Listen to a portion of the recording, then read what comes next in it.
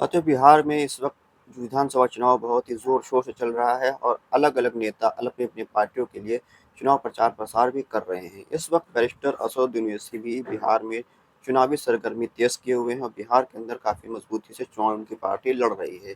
हो सकता है कि इस बार इमाम पार्टी बिहार के अंदर महागठबंधन का खेल खराब कर सकती है। इमाम पार्टी ने लगभग 32 सीटों पर अपने उम्मीदवार उतारे हैं, जिसमें से कई सीटों पर इमाम पार्टी की मजबूत पकड़ है। पिछले विधानसभा चुनाव में भी असदुद्दीन ओवैसी ने 5 सीटों पर जीत कर सबको चौंका दिया था। इस बार कुछ सीटें ऐसी हैं जहाँ पर इमाम पार्टी मजबूत नज़र आ रही है और हो सकता है कि इमाम पार्टी यहाँ पर चुनाव जीत जाए। और एक बड़ी चीज़ ये निकल कर आई है कि भारतीय जनता पार्टी के बड़े मुस्लिम चेहरे अब्दुल रहमान वो भाजपा को छोड़कर इमाम पार्टी में शामिल हो चुके हैं। उनके इमाम पार्टी में आने की वजह से इमाम पार्टी को काफ़ी बड़ा फ़ायदा मिल सकता है, ख़ास तौर से किशनगंज इलाके के अंदर।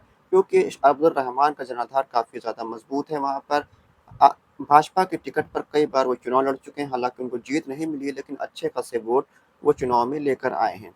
और अब वो इमाम पार्टी में शामिल हो गए हैं। बैरिस्टर असदुद्दीन ओवैसी ने उनको अपने हाथों से सजता दिलाई है और इमाम पार्टी को मजबूत करने की ज़िम्मेदारी उनको दी है।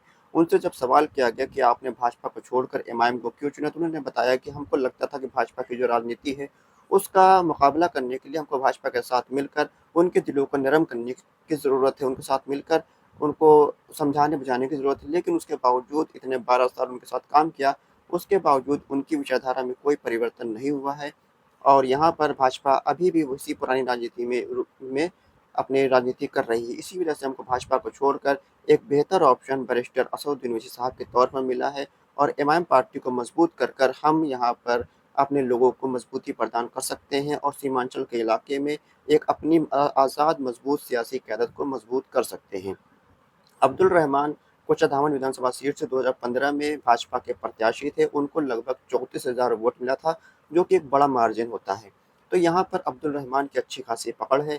इमाम पार्टी में आने की वजह से इमाम पार्टी को काफ़ी मजबूत जनाधार मिल सकता है, ख़ास तौर से किशनगंज ज़िले की आने वाली 4 विधानसभा सीटों में, क्योंकि अब्दुल रहमान जहाँ से आते हैं, वो शेरशाह वादी एक तबक़ा माना जाता है। शेरशाह वादी का तबक़ा उसको बोला जाता है, शेरशाह सूरी के ज़माने में शेरशाह सूरी के जो सैनिक हुआ करते थे, वो उन लोगों ने यहाँ पर विस्थापित हो गए, यहाँ पर आके बस गए थे, तो उनको शेरशाह वादी कहा जाता है। ऐसी बातें सुनने में आती हैं। तो यहाँ पर उनका काफ़ी बड़ी तादाद में उनका वोट है और ख़ास तौर से ठाकुरगंज, किशनगंज, कोचाधामन और बहादुरगंज के अंदर काफ़ी बड़ी संख्या में शेरशाह वादी वोट हैं।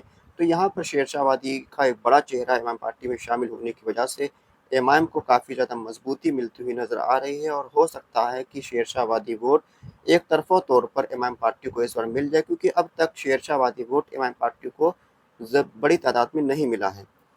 2020 में भी और 2024 के लोकसभा चुनाव में भी शेरशाह वादी वोट इमाम पार्टी को नहीं मिला है। अगर अब्दुल रहमान जो बड़े नेता शेरशाह वादी के आते हैं, वो इमाम में आए हैं, तो हो सकता है कि इस बार शेरशाह वादी वोट इमाम पार्टी की तरफ आ जाए और इमाम पार्टी को बड़ी कामयाबी किशनगंज ज़िले के अंदर मिल सकती है। आप अपनी राय को ज़रूर बताएँ कि बिहार में इमाम पार्टी कितनी सीटों पर चुनाव जीतेगी? खुदा हाफ़िज़।